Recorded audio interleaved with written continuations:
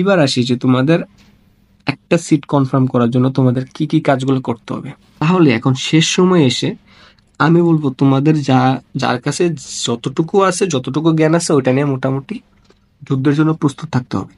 আমি এখানে আবারও বলতেছি যে তোমার টার্গেট 100-তে 100 পাওয়া না। যদি তুমি 100-তে 100 পেতে চাও তাহলে ঠিক আছে, তুমি ফ্রি ক্লাস করো, সাজেশন করো, যাই কিছু করতে পারো, বাট তোমার টার্গেট তো 100-তে 100 পাওয়া না। তোমার টার্গেট হচ্ছে একটা সিট কনফার্ম করা। একটা সিট, এখন একটা সিট কততে কনফার্ম হতে পারে ভাই?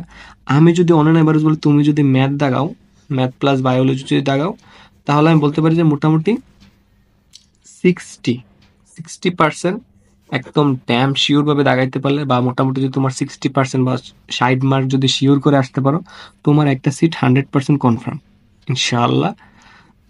আর যদি তুমি বায়োলজি প্লাস বাংলা ইংলিশ